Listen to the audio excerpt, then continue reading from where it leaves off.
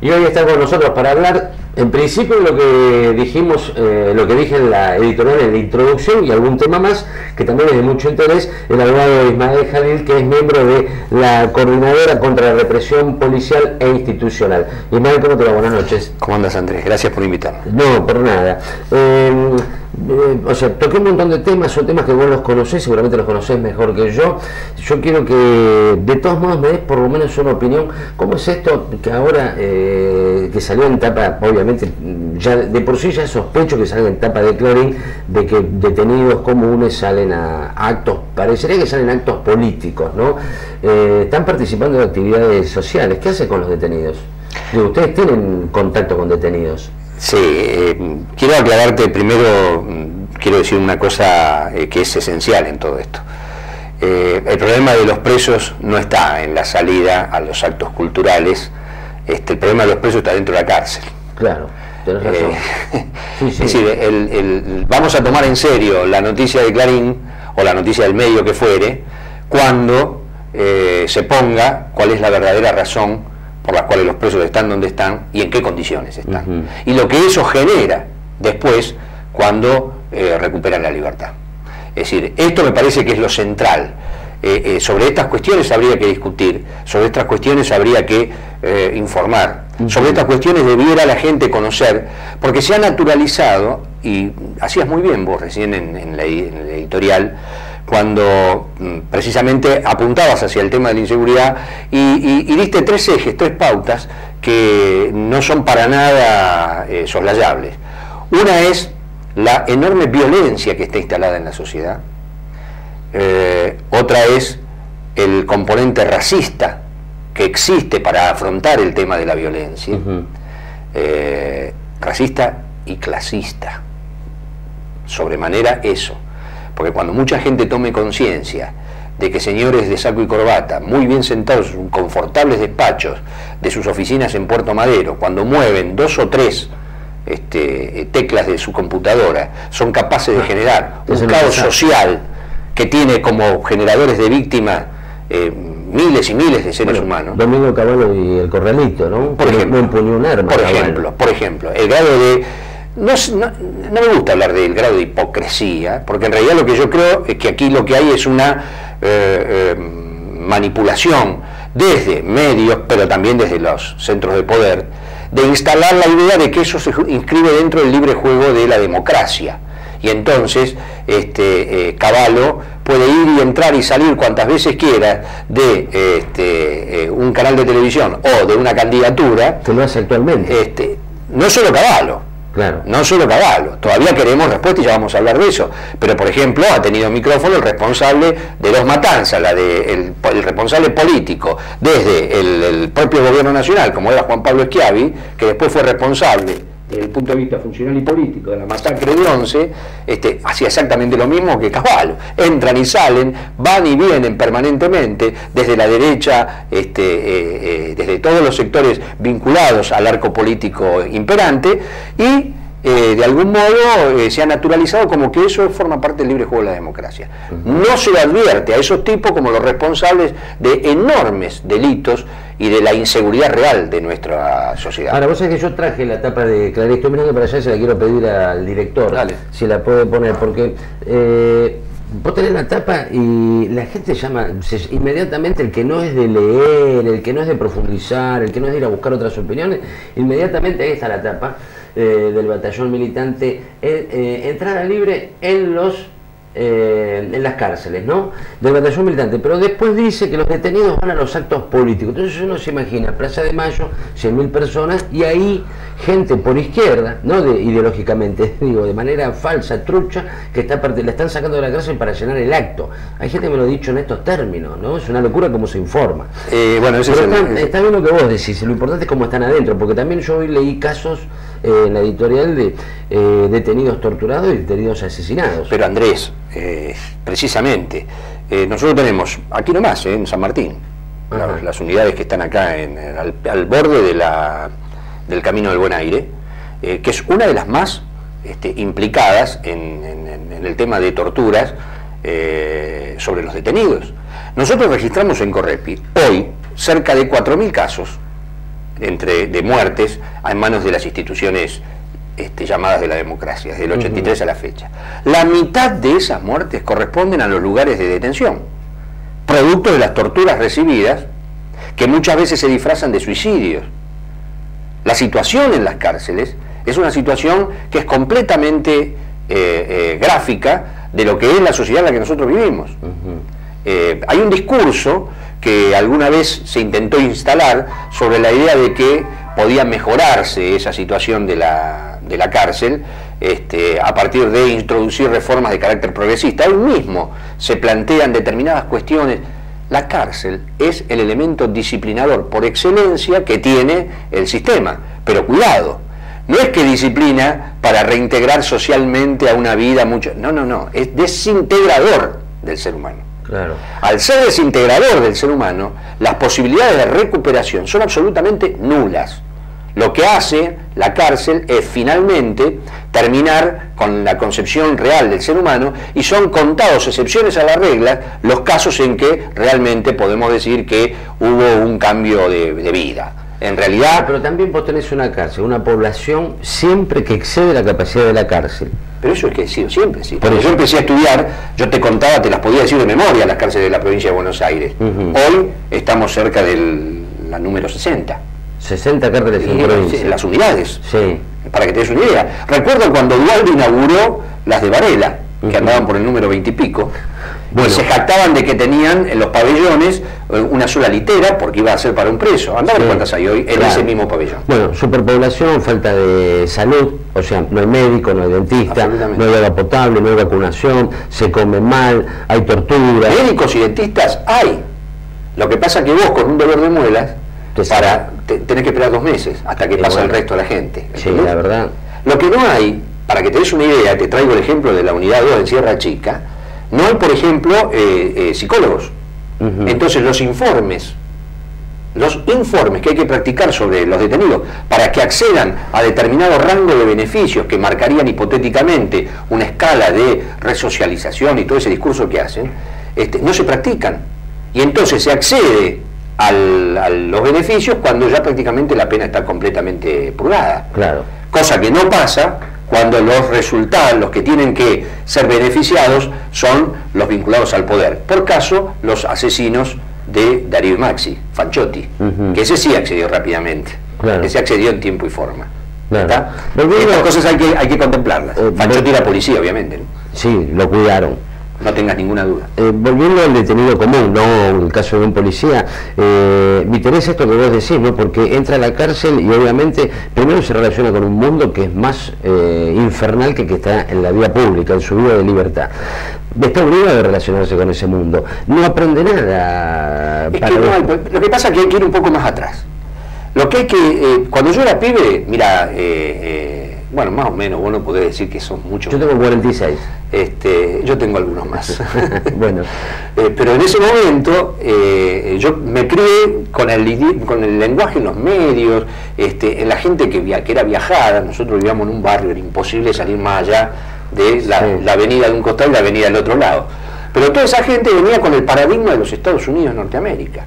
Los programas de televisión, etcétera, planteaban el tema de el reino de la libertad, el republicanismo, los derechos y no sé cuántas pavadas más. Y hoy que el dolor y lo que ha significado el ejercicio del poder imperial de los Estados Unidos ha desparramado sobre el mundo, permiten mostrar que ese paradigma es esto que vemos hoy nosotros, que es cárceles superpobladas, el negocio de las cárceles porque están privatizadas, y a eso quieren apuntar acá también, el negocio de la seguridad, las cárceles recontrahabitadas por chicanos y latinoamericanos, por negros, está expresando algo que me parece que hay que leerlo más allá de la situación concreta de estos días en la Argentina. Me parece que ha fracasado como estrategia del poder. Ha quedado en evidencia, no ha fracasado, ha quedado en evidencia que el derecho de propiedad que le garantiza a un mínimo lo que el 80% de la humanidad no tiene, sea el que reglamenta nuestras vidas. Cuando vos tenés una sociedad como la nuestra, dividida en clases, donde muy pocos tienen mucho y la gran mayoría no tiene nada, lo que va a resolverse es mediante este mecanismo de violencia. La cárcel, en tanto y en cuanto es una institución relativamente moderna, porque la cárcel no es un invento de la antigüedad, la cárcel en realidad tiene una íntima vinculación con el desarrollo del sistema de comercio. Exactamente, y sobre todo del sistema capitalista. Claro, cuando empieza la circulación de mercaderías. Hay un ejemplo muy claro. El primer instituto de menores es de Illinois, Estados Unidos, del fines del siglo XVIII. A partir de un tríptico que el que estudia el tema lo sintetiza con 3 palabras, ¿no? La compasión, pobrecito este nene; la tutela, yo me voy a hacer cargo; y la represión, te encierro. Claro. Esta lectura de la compasión, tutela, represión, en realidad, ¿quiénes las hacían? Las hacían los que mandaban en la sociedad. Las hacían las señoras de los grandes empresarios, entre comillas, que habían traído a la ciudad a toda la población de los alrededores, y entonces las explotaban en las fábricas y los pibes quedaban en las calles. Y la primera visión de la ciudad, la calle de la ciudad, y la primera visión de esas señoras de la alta sociedad era esa: pobrecitos los nenes. Cuando se empiezan a dar cuenta, dicen, nos tenemos que hacer cargo. Cucuando se dan cuenta de qué forma había que hacerse cargo, hay que encerrar a los pibes. Eso es lo que hay que estudiar antes. Muy bien, Turco. Tenemos que hacer la pausa. Se viene, no quiero que dejemos tocar el caso Ferreira, porque se viene el juicio oral, pero igual me interesa seguir hablando de la población y el encierro, y también del grado de violencia que estamos viviendo. Una pausa y ya seguimos con Ismael Jalil, abogado de la Correpi. Continuamos con Ismael Jalil, abogado y miembro de la Coordinadora contra la Represión Policial e Institucional. Estamos hablando yo te quise llevar a los detenidos que salen a actividades sociales, y está bien vos que reenfocás la mirada y te metés dentro de las cárceles. En las cárceles también... Yo te nombraba este tema porque la gente te pide, no todo, mano dura, pena de muerte, más represión, más policía, más patrulla. Sí, señora, primero que se lo estamos pidiendo, ¿no? Que es a la policía de la provincia de Buenos Aires. Esto es un tema a tener en cuenta, ¿no? ¿A quién le damos más patrulleros y más armas? Pero a su vez, cuando detienen, que es bastante improbable que detengan a alguien con eficiencia, y lo envían a la cárcel, ¿a dónde lo están mandando esa persona? ¿No? Lo están mandando a que haga un máster en delincuencia y que se rodee tal como los tratan, y que ese tipo salga furioso de ahí adentro. No puede salir no furioso. Hace años atrás, en una charla que dio en el Colegio de Abogados de Morón, el actual ministro de la Corte, Zaffaroni, decía que si él veía que para él la cárcel, sobraban las cárceles.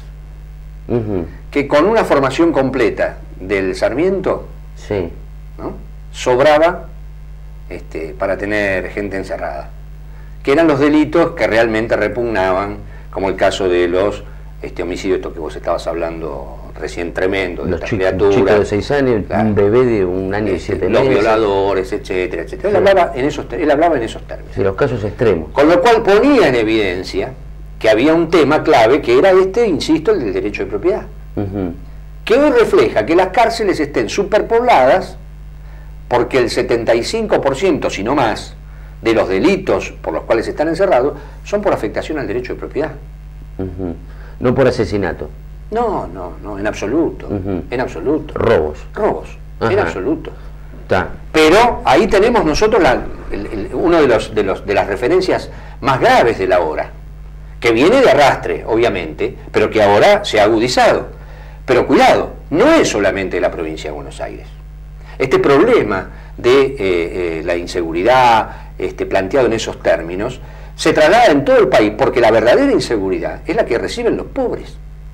La verdadera inseguridad es esta que vos estabas planteando, cuando a la hora de querer esclarecer un delito se recurre, como un hecho sistemático, como una verdadera política de Estado, a la tortura. ¿Qué pasó hace unos días en Salta? Bueno, déjame, mira, justo traje las imágenes, yo quiero que las veamos. Ya estamos después del horario de protección al menor, son fuertes, pero son las imágenes justamente de la tortura que vos incluso las mandaste también con un texto, por lo menos a mí, no sé si a otros medios, sí, de lo que ocurría. Ahora es insólito, ¿no? No es insólito. No, pero es insólito que se logre la grabación, que es lo que más me extraña. Andrés, no que se torture. Andrés, no que se torture. Esto es habitual, esto es política de Estado. Esto llamó la atención porque se vio en imagen, el mundo de la imagen es poderosísimo. Salió en imágenes, pero esto ocurre siempre. En Salta, en la provincia de Buenos Aires, y por ejemplo en Chubut, en Trelew. Ahí están las imágenes, ¿ves? Estas son las imágenes que vos me enviaste, que son públicas, porque ya están, están en la red. Yo te las envié antes, me parece que las enviamos. Me las enviaste antes, sí, pero ya son públicas, están en la red, las que todo el mundo le están haciendo submarino seco, lo llaman. Es una técnica que utilizan permanentemente, exactamente. Que esto es lo que viene desde cuando te hablaba de Estados Unidos como referencia, esto viene como prácticas usuales, habituales. Cuando dicen, para que confiese hay que recurrir a cualquier cosa. Esto ya lo decía Patti. Claro. Y esto es lo que nosotros estamos viendo. Ahora, una persona que atraviesa, por más mala que sea esa persona, si encima atraviesa estos tormentos, ¿cómo sale a la calle? Sale furioso. Bueno, sale peor de lo que entró, y ya entró bastante mal, porque ya entró embroncado. Es cierto que media hora en televisión es nada, ¿no? Y más para hablar de estos temas. Pero podés venir otro día. Pero por ahí sí es interesante ir desarrollando algunos conceptos, que uno es un aventurero, entre comillas, en largarlo, porque la gente está con el pánico social metido, real, fundado muchas veces, porque los casos suceden, los hechos están, nadie lo puede negar. Lo difícil es que tenga prensa alguien que viene y dice, señores, de seguridad no tiene solución. Eso es lo difícil, porque de un lado y del otro pasan estas cosas, insisto, a lo largo de todo el país. Ya sea cuando ya estás definitivamente preso porque la justicia te condenó, o ya sea cuando te tienen que meter preso para invocarte como un perejil. Estoy en Salta. De 400 casos de tortura denunciados en Salta, solo 2 obtuvieron. Sí, señor, 400. Recuerden el crimen de los turistas, de las 2 turistas. Sí, la francesa. La gente del campo en Salta que fue sometida a torturas para que confiesen. Hay muchos casos de estos. Estamos hablando de una provincia. Yo te decía Chubut, busquen en enero, febrero de este año, Rodríguez Monsalve. Ese es el muchacho que vio cómo en la comisaría segunda de Trelew estaban torturando a un pibe con la tonfa. La tonfa es el famoso palo de abollar ideas que decía Mafalda. ¿Está? Con eso lo estaban violando a un chico de 16 años. Él fue testigo de esa situación y se atrevió a declarar como testigo. Misteriosamente lo matan. Y apareció muerto, Rodríguez Monsalve. Eso es un caso muy concreto, muy preciso, en el otro extremo del país. Digamos, esto, cuando nosotros hablamos de política de Estado, estamos hablando de esto. La ministra Garré no puede de ningún modo ignorar que tiene 90 policías federales bajo su gestión que han sido investigados, que hay 15 denuncias diarias por las irregularidades que se cometen en la comisaría y que más de 20 comisarías de la Policía Federal han sido allanadas, vinculadas a delitos, sobre todo vinculados con el tráfico de drogas. Es decir, esto está lejos de ser una cuestión meramente aislada, esto está lejos de ser la cuestión de un par de loquitos sueltos. Esto responde a la esencia misma, a la naturaleza misma de lo que es un aparato represivo. Claro, también porque a veces te dicen, bueno, 2 personas no pueden manchar la institución, ¿no? Eso es lo que dijo Urtubey en Salta, el gobernador de Salta dice eso. Claro, pero la verdad que la institución se repite y se repite, porque siempre estamos discutiendo lo mismo, que la policía te detiene mal, que no investiga, que detiene siempre un perejil, que te tortura, y los vínculos también, ¿no? Esto tiene que ver, Andrés, con un desarrollo de algo que está ocurriendo, que nadie lo está manifestando, y que tiene que ver con la instalación de un verdadero Estado policíaco. El Estado policíaco es un concepto que, conjuntamente con la militarización, cierran. Esto es importado, esto está traído del imperio, es el paradigma, el nuevo paradigma universal bélico, es esto de que para evitar la guerra militaricemos todo.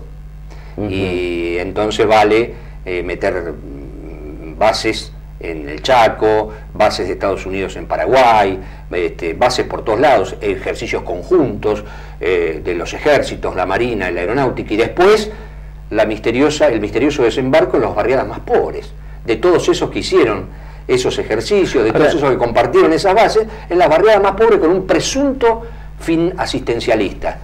Y fíjate vos lo que acaba de ocurrir en Villa Hidalgo, ¿qué pasó? El ejército. Entró el ejército y dice que... ¿Y qué pasó? Y con médicos, son muy buenos, son bárbaros, hospitales de campaña, Sí. gente muy linda, muy buena, que va y que da un mate cocido con un pan.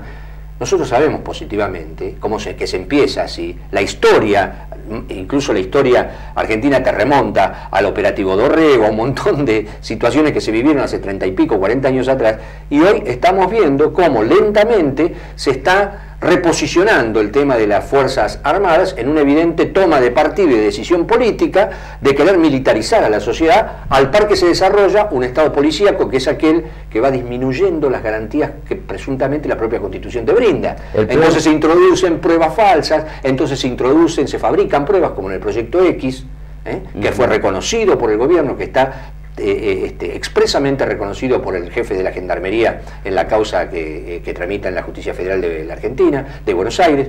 Es decir, entre las dos cosas vemos la respuesta que da el Estado. ¿La respuesta cuál es? La generación de más violencia. Ley antiterrorista, bueno, ni hablemos, ¿no? De eso. No quiero que te vayas sin hablarnos, aunque sea lo mínimo, el caso Ferreira empieza la semana que viene. El 6 de agosto. El 6 de agosto. Hay un juicio oral. El juicio oral en el Tribunal Oral de la Capital Federal. ¿Interviene con Repi? Sí, nosotros somos los querellantes junto a APEL, de Elsa Rodríguez, Nelson Aguirre y Ariel Pintos, que son los otros 3 heridos. Elsa es la compañera militante también, que le hirieron, que le pegaron un tiro en la nuca. Está bien. La mujer que estuvo peleando contra la muerte en el hospital Argerich durante mucho tiempo. La entidad de la que vos participás, Correpi, ¿a quién representa? A ellos 3. Ah, a los 3. A ellos 3. Está bien. ¿Y hubo problemas ya? ¿Hubo una pericia falsa? ¿Ya hubo...? No, lo que hubo ahí fue... Primero que son 17 los detenidos. Mejor dicho, 17 los imputados, 10 los detenidos. Son los integrantes. Nosotros hablamos de que el crimen de Mariano corresponde al ejercicio concreto de la Triple Alianza Antiobrera. Digamos, los empresarios de la UOFE que no están, los funcionarios políticos que no están, y la patota sindical que está comandada por Pedraza, que son 10. Los otros 7 son los policías que cumplieron todos ellos juntos un plan común, pero que sin embargo a la hora de juzgar a los policías se los termina juzgando por incumplimiento de los deberes de funcionario público, no por su participación concreta en el homicidio de Mariano y en las 3 tentativas de homicidio. Esto es otra de las cuestiones, ¿no? Un año estuvieron siendo defendidos los policías por la Dirección de Asuntos Jurídicos de la ministra Garré. Esto está expresando mucho más que una simple cobertura técnico-legal, está expresando una decisión política.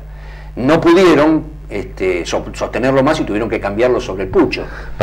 Se fue el tiempo. Hay 16 imputados. 17, Andrés. 17 imputados en total. Empieza el 6. ¿Cuándo termina el juicio oral? Se calcula las fechas el fixture, por así decirlo, de las audiencias, contemplan hasta el mes de enero inclusive. Ah, bueno. Falta. Así que sí, porque es Vamos a tener tiempo de volvernos a ver antes de la sentencia. Suponemos que sí. Bueno, Ismael Jalil, abogado y miembro de la Coordinadora contra la Represión Policial e Institucional. Gracias por haber venido. Una vez más, gracias a vos. Y gracias a todos y hasta la semana que viene. Chao.